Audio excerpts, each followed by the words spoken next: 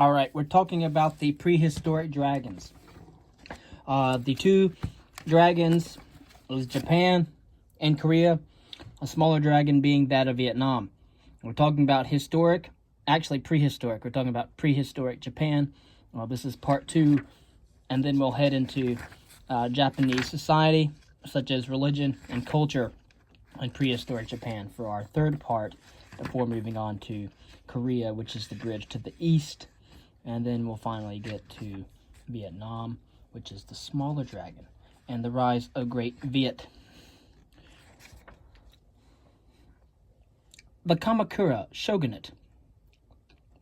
By the end of the 12th century, as rivalries among noble families led to almost constant civil war, centralizing forces again asserted themselves. This time, the instrument was a powerful noble from a warrior clan named Minamoto Yoritomo. Again, that's Miyamoto Yoritomo in 1142 to 1199, who defeated several rivalries during the 12th century and set up his power base on Kamakura, and it's a peninsula south of the modern city of Tokyo. To strengthen the state, he created a more centralized government, the Bakufu, or the shogun. It's actually Bakufu is known as the tent government, under which a powerful military leader known as the shogun who runs it. So it's basically a general. Shogun's another word for general. So the shogun, or the general, attempted to increase the powers of the central government while reducing rival aristocratic clans to vassal status. This shogunate, or general system, in which the emperor was the titular authority while the shogun, or the general, exercised actual power, served as the political system in Japan until the second half of the 19th century. And so this existed from the 12th century all the way to the middle 19th century. It's about 700 years. And the shogunate, or shogunate system, worked effectively, and it was fortunate that it did, because during the next century, in the 13th century respectively, Japan faced one of the most serious challenges that it had yet confronted. The Mongols, who had destroyed the Song dynasty in our readings in China, were now attempting to assert their hegemony throughout all of Asia. In the year 1266, Emperor Kublai Khan, 1266, the middle of the 13th century, Emperor Kublai Khan, and I believe he was the grandson of Genghis Khan, demanded tribute from Japan, and when the Japanese refused, he invaded with an army of more than 30,000 troops. With bad weather and difficult conditions, there was a forced retreat, but the Mongols tried again in the year 1281. An army nearly 150,000 strong landed on the northern coast of Kyushu. The Japanese were able to contain them for 2 months until virtually the entire Mongol fleet was completely destroyed by a massive typhoon, or what was known then as the Divine Wind, or kamikaze. Japan would not face a foreign invader again until American forces landed on the Japanese islands in the summer of 1945. And so again, from 1266 to 1945, that's about 700 years that Japan would not face a foreign invader until 700 years after the Mongols. Resistance to the Mongols had put a heavy strain on the system, however, and in the year 1333, so the early 14th century, the Kamakura shogunate was overthrown by a coalition of powerful clans, and a new shogun general, supplied by the Ashikaga family, arose in Kyoto and attempted to continue the shogunate system, but it was the Ashikaga. The Ashikaga were unable to restore the centralized power of their predecessors, and with the central government reduced to a shell, the power of the local landed aristocracy increased to an unprecedented degree.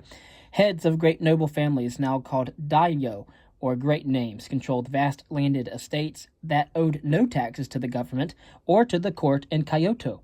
And as clan rivalries continued, the daimyo, relied increasingly on the samurai for protection, and political power came into the hands of a loose coalition of noble families. By the end of the 15th century, however, Japan was again close to anarchy. A disastrous civil conflict known as the Onin War from 1467 to 1477 led to the virtual destruction of the capital city of Kyoto and the disintegration of the shogunate. With the disappearance of central authority, powerful aristocrats in rural areas now seized total control over large territories and ruled as independent lords. These territorial rivalries and claims of precedence led to almost constant warfare in this period of warring states, as it has been called, an obvious parallel with a similar era during the Zhou dynasty in China. Of course, the trend back toward central authority did not begin until the last quarter of the 16th century, so the late 1500s. Was Japan a feudal society? Well, that question has aroused vigorous debate among historians in recent years. Few would dispute that political, social, and economic conditions in Japan were similar in a number of respects to those in medieval Europe, where the term was first applied. But some European historians worry that the term feudalism has been overused. They argue that it should be narrowly defined based on conditions that existed in Europe during a specific time period. And for the student of world history, the term obviously has some comparative value, in that the broad conditions that are normally considered to be characteristic of a feudal society can be found in a number of areas around the entire world. Still, it is pertinent to remember that under the surface, where there were often profound differences between one feudal society and that of another feudal society. And with this in mind, the term can be a highly useful teaching tool for world historians. From the time that the Yayoi culture was first established on the Japanese islands, Japan was a predominantly agrarian society. Although Japan lacked the spacious valleys and deltas of the river valley societies, its inhabitants were able to take advantage of their limited amount of tillable land and plentiful rainfall in order to create a society based on the cultivation of wet rice. Concerning trade and manufacturing and the economic and social structures of Japan, as in China, commerce was slow to develop in Japan, and during ancient times, each uji had a local artisan class composed of weavers, carpenters, and ironworkers as well. But trade was essentially local, and it was regulated by the local clan leaders. And so with the rise of the Yamato state, a money economy, or monetary economy gradually began to develop, although most trade was still conducted through barter until the 12th century, and when metal coinage was first introduced from China and it became more popular.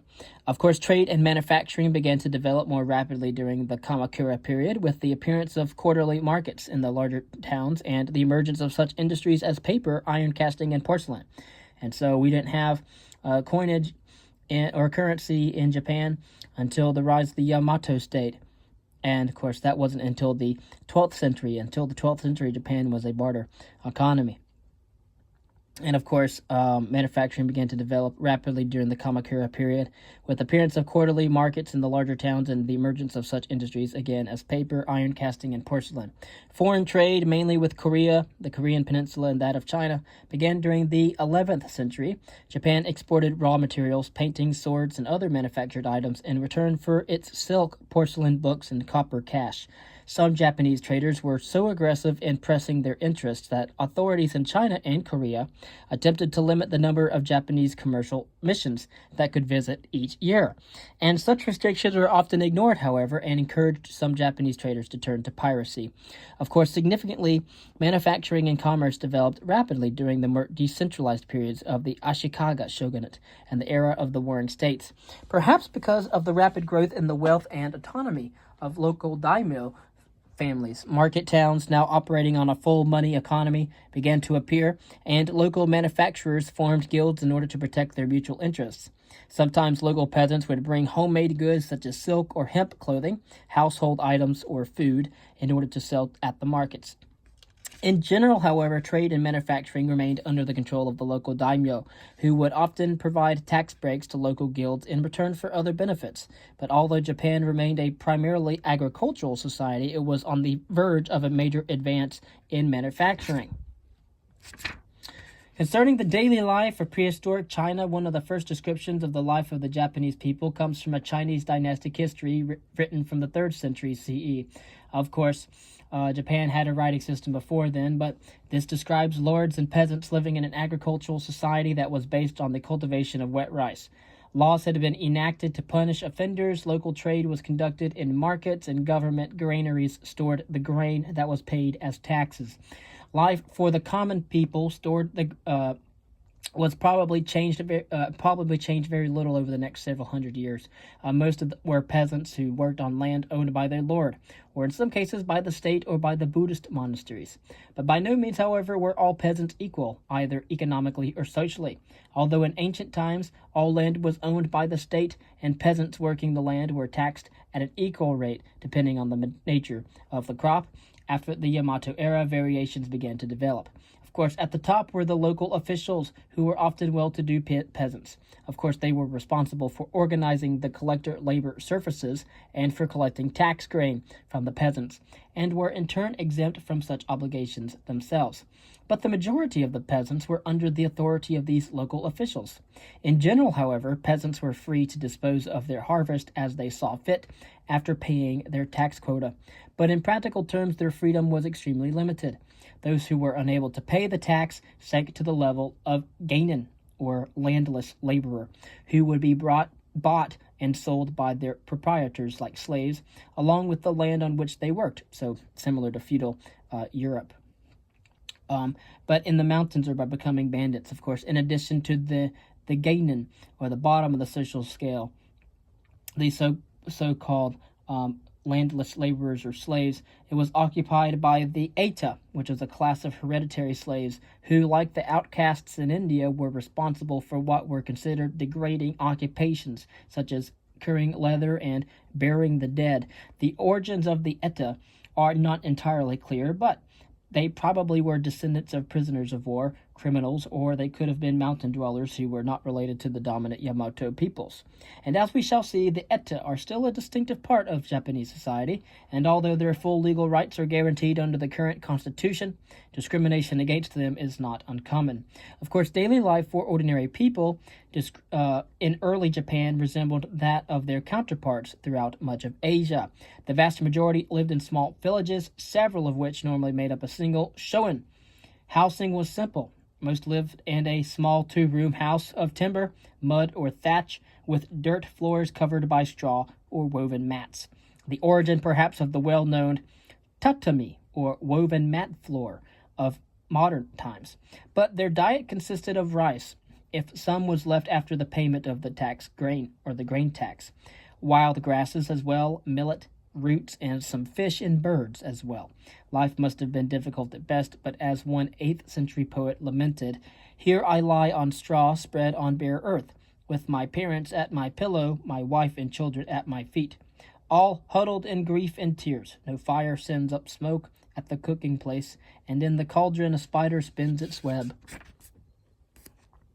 Next, we'll talk about In Search of the Religion in early Japan and some of the roles of women in Japan as well.